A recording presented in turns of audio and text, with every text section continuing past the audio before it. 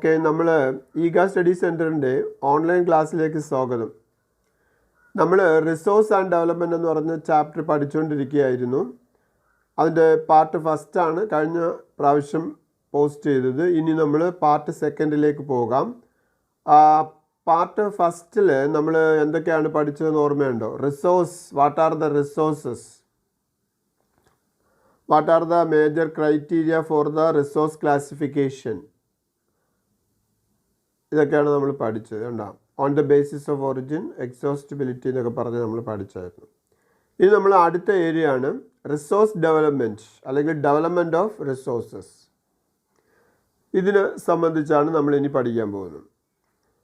നോക്കിയാൽ നിങ്ങൾ ടെക്സ്റ്റിൽ ആദ്യം റിസോഴ്സ് ഡെവലപ്മെൻറ്റുമായിട്ട് ബന്ധപ്പെട്ടിട്ട് നമുക്കൊരു ചോദ്യമുണ്ട്. ആ ചോദ്യം ഇങ്ങനെയാണ്: what are the problems that create indiscriminate use of resources? അതാണ് ക്വസ്റ്റ്യൻ. അപ്പം what are the problems that create due to the indiscriminate uses of resources? അതിൻ്റെ ആൻസർ 3 പോയിൻറ്റുകളിലായിട്ട് ആൻസർ എഴുതണം. 3 പോയിൻറ്റുകളിലായിട്ടാണ് ആൻസർ ഉള്ളത്. 1, depletion of resources. 2, society divided into 2 segments due to the accumulation of resources in a few hands.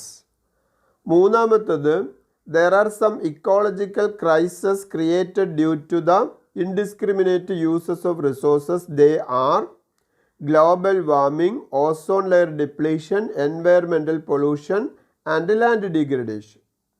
അപ്പോൾ ഇത് 3 answer. നോക്കിയാൽ നിങ്ങൾ അത് ഓരോന്നും എന്താണെന്ന് ഞാൻ വിവരിക്കാം. അതായത് ഇവിടുത്തെ ക്വസ്റ്റ്യൻ എന്താണ്? റിസോഴ്സസുകൾ നമുക്ക് മനുഷ്യർക്ക് അത്യന്താപേക്ഷിതമാണ്. Resources R vital for the human survival as well as for the maintaining the quality of the life, അല്ലേ? പക്ഷേ ആ റിസോഴ്സസുകൾ ഇൻഡിസ്ക്രിമിനേറ്റ് ആയിട്ട് ഉപയോഗിക്കുന്നത് കൊണ്ട് അമിതമായി ഉപയോഗിക്കുന്നത് കൊണ്ട് ചില പ്രോബ്ലംസുകൾ സമൂഹത്തിൽ ക്രിയേറ്റ് ചെയ്യുന്നുണ്ട്. അതിനെക്കുറിച്ചാണ് നമ്മൾ പഠിക്കുന്നത്. എന്താണ് ആ പ്രോബ്ലംസുകൾ? അതായത് റിസോഴ്സസുകളുടെ ഇൻഡിസ്ക്രിമിനേറ്റ് യൂസ് കാരണം ചില പ്രോബ്ലംസുകൾ ക്രിയേറ്റ് ചെയ്യപ്പെടുന്നു. അതാണ് ക്വസ്റ്റ്യനായിട്ട് നമ്മൾ പറഞ്ഞത്. What are the major problems that create due to the indiscriminate uses of resources? അതിലൊന്നാമത്തെ പ്രോബ്ലം എന്താ? റിസോഴ്സസുകൾ തീർന്നു പോകുന്നു എന്നത് തന്നെ, അല്ലേ? റിസോഴ്സ് ഡിപ്ലീഷൻ അല്ലെങ്കിൽ ഡിപ്ലീഷൻ ഓഫ് റിസോഴ്സസ് എന്ന് പറഞ്ഞത് അതാണ്. എന്തുകൊണ്ടാണ്? Satisfying the greed of few individuals. കുറേ പേരുടെ അത്യാർത്തി, ഗ്രീഡ് എന്ന് പറഞ്ഞാൽ അത്യാർത്തി എന്നാണ്, അത്യാർത്തി സാറ്റിസ്ഫൈ ചെയ്യിക്കുന്നതിന് വേണ്ടി റിസോഴ്സസുകൾ ധാരാളമായി ഉപയോഗിക്കുന്നതുകൊണ്ട് റിസോഴ്സസുകൾ ഡിപ്ലീറ്റ് ചെയ്യപ്പെടുന്നു. രണ്ടാമത് എന്താണ്? ഇങ്ങനെ റിസോഴ്സസുകൾ വ്യാപകമായി ഉപയോഗിച്ച് ചിലരുകൾ മാത്രം സമ്പത്ത് കുന്നുകൂട്ടുന്നു. അതായത് accumulation of resources in a few hands which in turns to divide the society in 2 segments. They are the rich people and poor people. അതാണ് രണ്ടാമത്തെ പ്രോബ്ലം. മൂന്നാമത്തത് അശാസ്ത്രീയമായിട്ട് റിസോഴ്സസുകൾ കൈകാര്യം ചെയ്യുന്നത് കൊണ്ട് ചില പാരിസ്ഥിതിക പ്രശ്നങ്ങൾ ഉണ്ടാകുന്നു. That is an ecological crisis. ആ പാരിസ്ഥിതിക പ്രശ്നങ്ങൾ എന്താണ്? നമ്മളിപ്പോൾ സാധാരണ കേട്ടുകൊണ്ടിരിക്കുന്ന ഗ്ലോബൽ വാർമിംഗ്, അതേപോലെ തന്നെ ഓസോൺ ലെയർ ഡിപ്ലീഷൻ, മറ്റൊന്ന് എൻവയറമെൻ്റൽ പൊല്യൂഷൻ, അല്ലേ? നിങ്ങൾ ഡൽഹിയൊക്കെ കാണാറുണ്ടല്ലോ എൻവയറമെൻ്റൽ പൊല്യൂഷൻ കാരണമുള്ള സംഭവങ്ങൾ. അപ്പോൾ environmental pollution and land degradation, these problems are the ecological crisis. അപ്പോൾ ഈ 3 തലത്തിൽ നിന്നുകൊണ്ട് വേണം നമ്മളിത് പഠിക്കേണ്ടത്. And equitable distribution of resources has become essential for the sustained quality of life and global piece. നമ്മളിപ്പോൾ നേരത്തെ മനസ്സിലാക്കിയതിൽ ഏറ്റവും പ്രധാനപ്പെട്ട ഒരു വിഷയം എന്താണ്? റിസോഴ്സ് ഡിസ്ട്രിബ്യൂഷൻ കുറച്ച് പേരുടെ കൈകളിൽ കുന്നുകൂടുന്നു എന്നുള്ളൊരു പ്രോബ്ലമായിട്ട് നമ്മൾ മനസ്സിലാക്കിയല്ലോ. അപ്പോൾ റിസോഴ്സസുകൾ തുല്യമായി എല്ലാവർക്കും വിതരണം ചെയ്യപ്പെടുന്ന ഒരു അവസ്ഥ ഉണ്ടാകണം. അതാണ് പറഞ്ഞത് and equitable distribution of resources, അല്ലേ? അങ്ങനെ ഇക്വിറ്റബിൾ ഡിസ്ട്രിബ്യൂഷൻ ഓഫ് റിസോഴ്സസുകൾ ഉണ്ടാകുമ്പോൾ എന്താണ്? ജീവിതത്തിന് sustainability, the quality of the life അല്ലെ ലൈഫിൻ്റെ ക്വാളിറ്റി സസ്റ്റെയിൻ ചെയ്യാനും പറ്റും. ഗ്ലോബൽ പീസ് നേരത്തെ പറഞ്ഞത് കണക്ക് ഗ്ലോബൽ വാർമിങ്ങോ എൻവയറമെൻ്റൽ ഡിഗ്രഡേഷനോ ഒക്കെ ഉണ്ടാകാതെ ഗ്ലോബൽ പീസിന് കാരണമാകും. അപ്പോൾ ഇവിടെ ഗ്ലോബൽ പീസ് ഉണ്ടാകാനും sustained quality of life maintain ചെയ്യുന്നതിനും എന്ത് അത്യന്താപേക്ഷിതമാണ്? An equitable distribution of resources. ഇതൊരു എ പാർട്ട് ക്വസ്റ്റ്യൻ ആയിട്ടായിരിക്കും ചോദിക്കുന്നത്. നേരത്തെ പറഞ്ഞത് ഷോർട്ട് ക്വസ്റ്റ്യൻ ആയിരിക്കും, 3 പോയിന്റുകളിൽ ആൻസർ ചെയ്യേണ്ടതാണ്. അത് ഞാൻ ഒരിക്കൽ കൂടി കാണിക്കാം. നോക്കേ അടാ, ഈ 3 പോയിന്റ് ഒരു ഷോർട്ട് ക്വസ്റ്റ്യൻ ആയിരിക്കും. ഓക്കെ, ഈ പറഞ്ഞത് ഒരു എ പാർട്ട് ക്വസ്റ്റ്യൻ ആയിരിക്കും. അതിൻ്റെ ആൻസർ വൺ വേർഡ് ആൻസർ എന്താണ്? An equitable distribution of resources എന്നാണ്. Okay, then therefore resource planning is essential for the sustainable existence of all forms of lives. എല്ലാ ലൈഫുകളും sustainability keep ചെയ്യുന്നതിന്, അതായത് നേരത്തെ പറഞ്ഞ പ്രോബ്ലംസുകളൊന്നും ഉണ്ടാകാതെ സസ്റ്റൈനബിലിറ്റി കീപ്പ് ചെയ്ത് അല്ലെങ്കിൽ സുസ്ഥിരമായ ഒരു ലൈഫ് ഫോം ചെയ്യുന്നതിന് എന്ത് ആവശ്യമാണ്? റിസോഴ്സ് പ്ലാനിങ് ആവശ്യമാണ്, അല്ലേ? അപ്പോൾ റിസോഴ്സ് പ്ലാനിങ്ങിനെ കുറിച്ച് പഠിക്കാൻ പോകുന്നതിന് മുമ്പ് എന്താണ് സസ്റ്റൈനബിലിറ്റി ഓഫ് ലൈഫ് എന്നുകൊണ്ട് നമ്മൾ ഉദ്ദേശിക്കുന്നത്? അതാണ് നമ്മൾ സസ്റ്റൈനബിൾ ഡെവലപ്മെൻറ്റ് എന്ന് പറയുന്നത്. അപ്പോൾ 2 മാർക്കിന് ഈ ചോദ്യം വരാൻ സാധ്യതയുണ്ട്.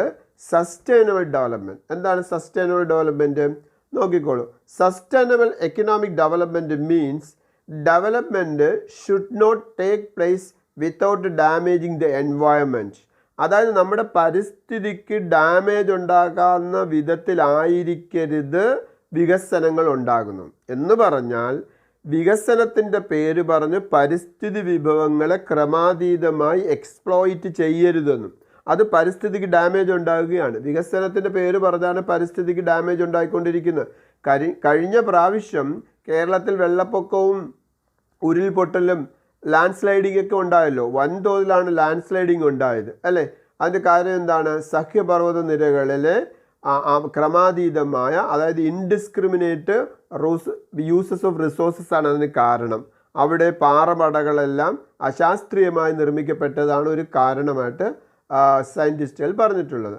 അപ്പോൾ ഈ അർത്ഥത്തിൽ പരിസ്ഥിതിക്ക് ദോഷകരമായ വിധത്തിൽ വിഭവങ്ങൾ ഉപയോഗിക്കുന്ന രീതി പാടില്ല. അതാണ് sustainable economic development means development should take എങ്ങനെയായിരിക്കണം?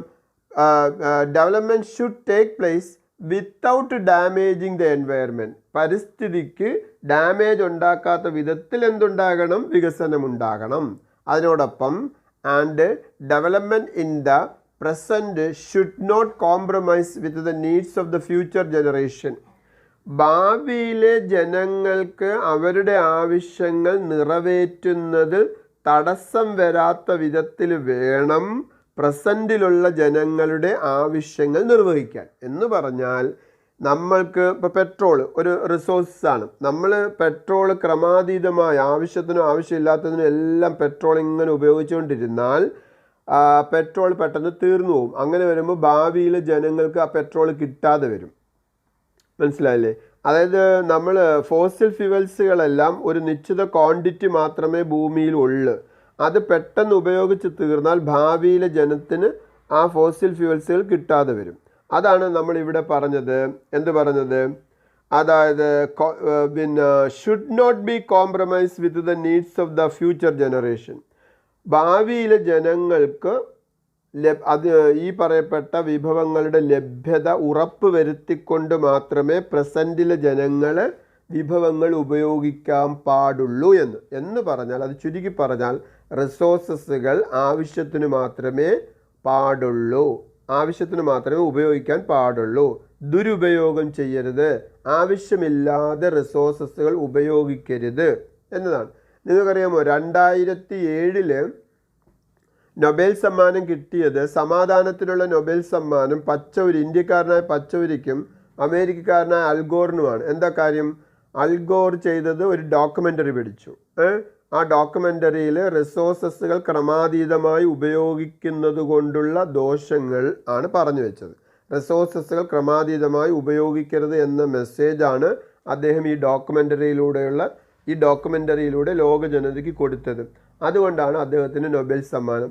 നമ്മുടെ പച്ചൗരി ചെയ്തത് രാജേന്ദ്ര പച്ചോരി ചെയ്തത് 5000-ൽ പരം ഇൻ്റർനാഷണൽ നമ്മുടെ പച്ചോരി ചെയ്തത് എന്താണ്?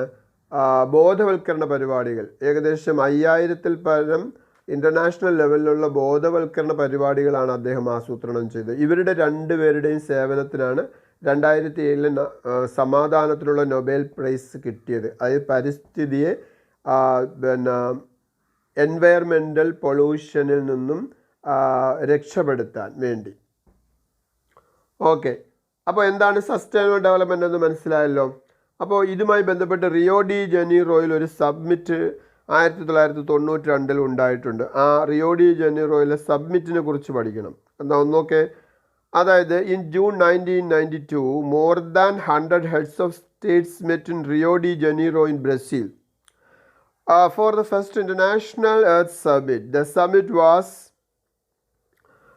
convened for the addressing the urgent problems of the environment. അതായത് പരിസ്ഥിതിയുമായി ബന്ധപ്പെട്ട് റിയോ ഡി ജനീറോയിൽ 1992 ഉണ്ടായ ആ സബ്മിറ്റിനെയാണ് റിയോ ഡി ജനീറോ സബ്മിറ്റ് എന്ന് പറയുന്നത്. ആ സബ്മിറ്റിൻ്റെ വർഷം അത് എവിടെയാണ് കൂടിയത് എന്നൊക്കെ എ പാർട്ട് ക്വസ്റ്റ്യന് ചോദിക്കും. ഓക്കെ, അതുമായി ബന്ധപ്പെട്ട് തന്നെയാണ് അജണ്ട 21 ഉണ്ടാവും. അതും എ പാർട്ട് ക്വസ്റ്റ്യന് ചോദിക്കാൻ പോസിബിലിറ്റി ഉള്ളതാണ്. It is the declaration signed by world leaders in 1992 the United Nations conference on environment and development. അതുമായി ബന്ധപ്പെട്ട് അപ്പോൾ ഇത് രണ്ടും എ പാർട്ട് ക്വസ്റ്റ്യന് ചോദിക്കാവുന്നതാണ്. ഏത്? Rio de Janeiro earth summit in 1992, agenda 21, ഇത് രണ്ട് എ പാർട്ട് ക്വസ്റ്റ്യന് ചോദിക്കാൻ സാധ്യതയുള്ളതാണ്. ഇനി നമുക്ക് റിസോഴ്സ് പ്ലാനിങ്ങിലേക്ക് പോകാം. നോക്കൂ, planning is the widely accepted strategy for the judicious use of resources. റിസോഴ്സസുകൾ ലഭ്യമാകേണ്ടവർക്കെല്ലാം ലഭ്യമായിക്കൊണ്ട് വിതരണം ചെയ്യപ്പെട്ടുകൊണ്ട് ഈക്വൽ ഡിസ്ട്രിബ്യൂഷൻ നടത്തിക്കൊണ്ട് കാര്യങ്ങൾ നടന്നു പോകുന്നതിന് പ്ലാനിങ് അത്യന്താപേക്ഷിതമാണ് എന്നാണ് പറയുന്നത്. അത് വ്യാപകമായി അംഗീകരിക്കപ്പെട്ട സംഗതിയാണ്. എന്താണ്? Planning is widely accepted strategy. ഉണ്ടാ എന്താണ്? For judicious use of resources. റിസോഴ്സസുകളുടെ ജുഡീഷ്യസ് യൂസ് നടക്കണമെങ്കിൽ അതുമായി ബന്ധപ്പെട്ട റിസോഴ്സ് പ്ലാനിങ് നടക്കണം, അല്ലെങ്കിൽ റിസോഴ്സസ് പ്ലാനിങ് നടക്കണം. അപ്പോൾ എന്താണ് importance of the resource planning എന്ന് പറഞ്ഞാൽ അത് നമുക്കൊരു എ പാർട്ട് ക്വസ്റ്റ്യൻ വരാൻ സാധ്യതയുണ്ട്. അപ്പോൾ നമ്മൾ എന്താണ് എഴുതേണ്ടത്? എന്തിനാണ് റിസോഴ്സ് പ്ലാനിങ് നടത്തുന്നത്, അല്ലെങ്കിൽ എന്തുകൊണ്ടാണ് റിസോഴ്സ് പ്ലാനിങ് വൈഡായിട്ട് അക്സെപ്റ്റ് ചെയ്യപ്പെട്ടത്? ആ റിസോഴ്സ് പ്ലാനിങ്ങിലൂടെ മാത്രമേ ജുഡീഷ്യസ് യൂസ് ഓഫ് റിസോഴ്സസുകൾ ഉണ്ടാകത്തുള്ളൂ, അല്ലേ? അപ്പോൾ judicious uses of resources done through the resource planning. Okay, അതാണ് എ പാർട്ട് ക്വസ്റ്റ്യന് നമ്മൾ ആൻസർ ചെയ്യേണ്ടത്. അടുത്ത പോയിന്റ് ഇതാണ്, റിസോഴ്സ് എല്ലാ സ്ഥലത്തും ഒരുപോലെ അല്ല കിട്ടുന്നത്. അതാണ് എന്താണ്? Which has enormous diversity in the availability of the resources. Resource availability is not equal, that is unequal, അല്ലെ? റിസോഴ്സ് അവൈലബിലിറ്റി എല്ലാ സ്ഥലത്തും ഒരുപോലെ അല്ല. അതിൻ്റെ കാരണങ്ങളാണ്. ആ റിസോഴ്സ് അവൈലബിലിറ്റി എല്ലാ സ്ഥലത്തും ഒരുപോലെ അല്ല എന്ന് പറയുന്നതിന് ചില ഉദാഹരണങ്ങൾ പറയാൻ പോവുകയാണ്. There are regions which are rich in certain type of resources but are deficient in some other resources. ഒരു പ്രദേശത്ത് കുറച്ച് സാധനങ്ങൾ സുലഭമായി കിട്ടുമ്പോൾ മറ്റ് ചില റിസോഴ്സസുകൾക്ക് ഡെഫിഷ്യൻസി ഉണ്ടാകും. എന്നാൽ വേറെ ചില പ്രദേശങ്ങളിൽ ആ സാധനങ്ങൾക്ക് ഡെഫിഷ്യൻസി ഉണ്ട് എന്ന് പറഞ്ഞ സാധനങ്ങളുണ്ടല്ലോ, അത് അവിടെ അബൻഡൻ്റ് ആയിട്ട് കിട്ടുമ്പോൾ വേറെ ചില സാധനങ്ങളായിരിക്കും. അപ്പോൾ റിസോഴ്സസുകളുടെ അവൈലബിലിറ്റി എല്ലാ സ്ഥലത്തും ഒരുപോലെ അല്ല. There are some regions which can be considered self sufficient in terms of the availability of resources and there are some regions which have acute shortage of some vital resources, അല്ലേ? ചില പ്രദേശങ്ങളിൽ എന്താ സംഭവിക്കുന്നത്? ആവശ്യത്തിനുള്ള റിസോഴ്സസുകളെല്ലാം കിട്ടും. എന്നാൽ ചില പ്രദേശങ്ങളിലോ അത്യാവശ്യമായ റിസോഴ്സസുകൾക്ക് വരെ വെരി അക്യൂട്ട് ഷോർട്ടേജ് ആയിരിക്കും.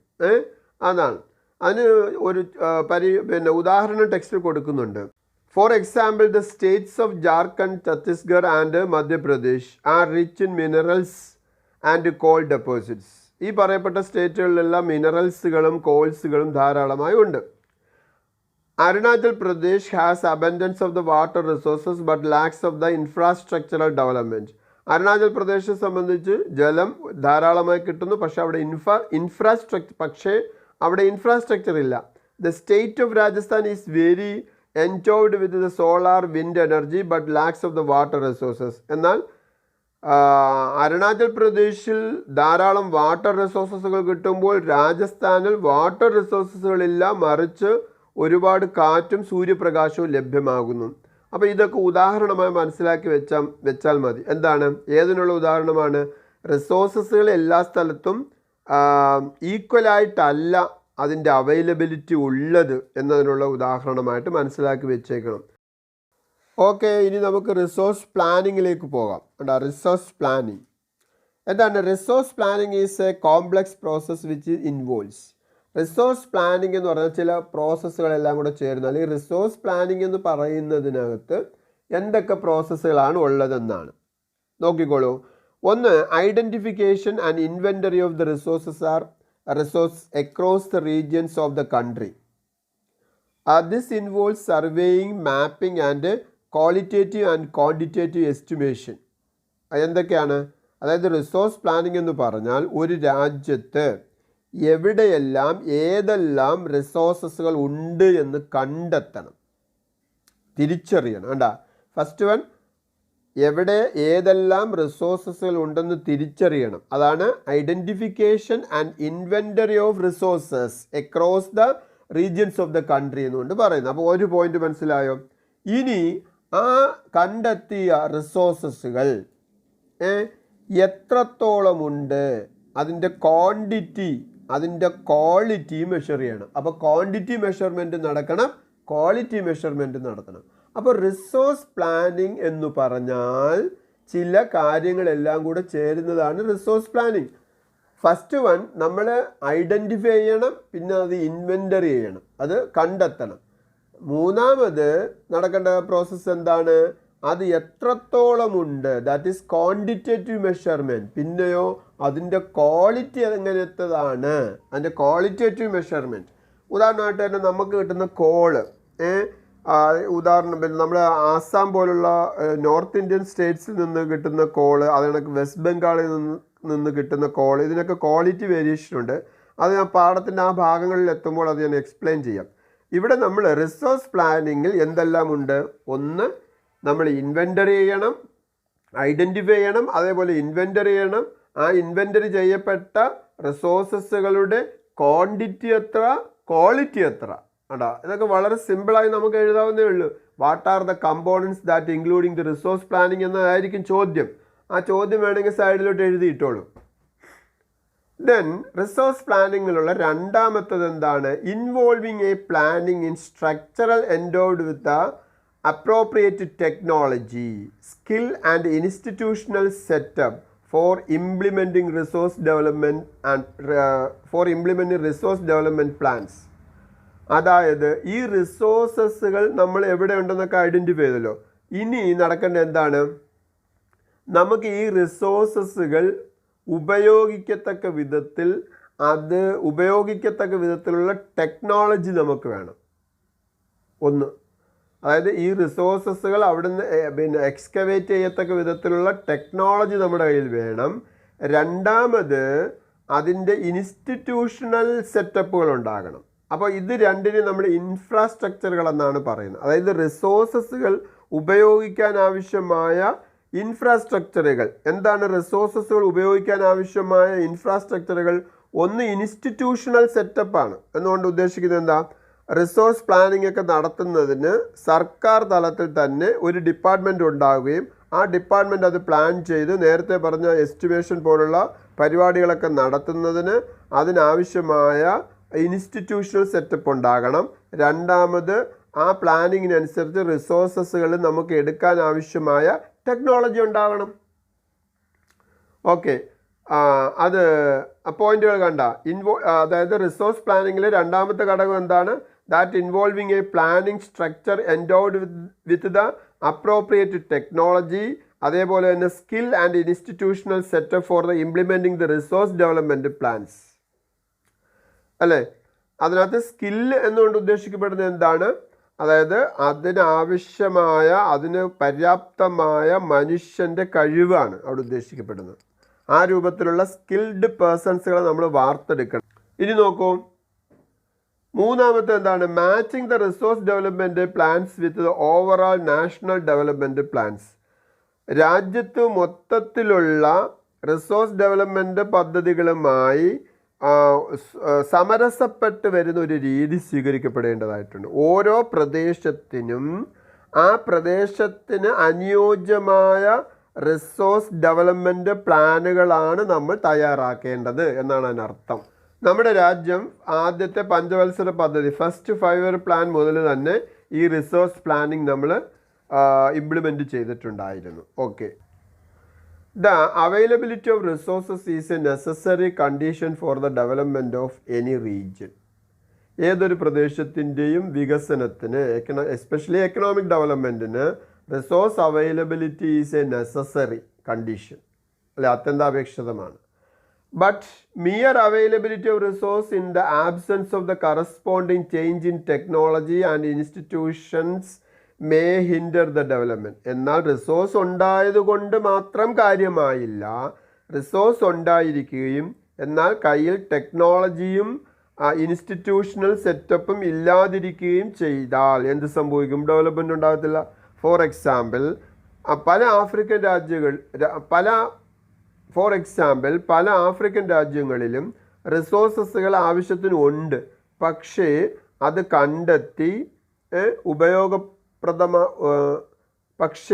കണ്ടെത്തി ഉപയോഗിക്കാൻ ആവശ്യമായ ഇൻസ്റ്റിറ്റ്യൂഷണൽ സെറ്റപ്പുകളും ടെക്നോളജിയും ആ രാജ്യങ്ങൾക്ക് ഇല്ലാത്തത് കൊണ്ടാണ് ഇന്നും പല ആഫ്രിക്കൻ രാജ്യങ്ങൾ സാമ്പത്തികമായി വികസിക്കാതെ കിടക്കുന്നത്. മറിച്ച് അമേരിക്ക, യൂറോപ്പ് പോലുള്ള രാജ്യങ്ങളിൽ എന്താ സംഭവിക്കുന്നത്? ടെക്നോളജി ഉണ്ട്, ഇൻസ്റ്റിറ്റ്യൂഷണൽ സെറ്റപ്പ് ഉണ്ട്, സ്കിൽഡ് പേഴ്സൺസുകളുണ്ട്. അതുകൊണ്ട് റിസോഴ്സസുകൾ അവർ ഉപയോഗപ്രദമായ വിധത്തിൽ പ്രയോജനപ്പെടുത്തി, റിസോഴ്സസുകൾ അവർ ഉപയോഗിച്ചു, അല്ലേ? അപ്പം വെറും റിസോഴ്സസുകളുടെ അവൈലബിലിറ്റി കൊണ്ട് മാത്രം എന്ത് നേടിയെടുക്കാൻ പറ്റത്തില്ല? എക്കണോമിക് ഡെവലപ്മെൻറ്റ് നേടിയെടുക്കാൻ പറ്റത്തില്ല എന്നാണ് ഇവിടെ പറഞ്ഞത്. അപ്പോൾ ഇവിടെ ഒരു പോയിൻ്റാണ്. എന്താണ്? എക്കണോമിക് ഡെവലപ്മെൻറ്റ് ഉണ്ടാകണമെങ്കിൽ എന്തുകൂടി വേണം? ഇൻസ്റ്റിറ്റ്യൂഷണൽ സെറ്റപ്പും അതിനോടൊപ്പം ടെക്നോളജിയും അവൈലബിൾ ആയെങ്കിൽ മാത്രമേ റിസോഴ്സസുകൾ നമുക്ക് ഉപയോഗിക്കാൻ പറ്റൂ. There are many regions in our country that are rich. There are many regions in our country that are rich in resources, but these are included in economically backward regions. അപ്പോൾ ചുരുക്കി പറഞ്ഞാൽ ഇവിടെ നിങ്ങൾ മനസ്സിലാക്കി വെക്കേണ്ട പോയിന്റ് എന്താണ്? Development സംഭവിക്കണമെങ്കിൽ എന്ത് സംഭവിക്കണം? നമ്മുടെ കയ്യിൽ ഇൻസ്റ്റിറ്റ്യൂഷണൽ സെറ്റപ്പ് ഉണ്ടാകണം, ടെക്നോളജി നമ്മുടെ കയ്യിൽ ഉണ്ടാകണം.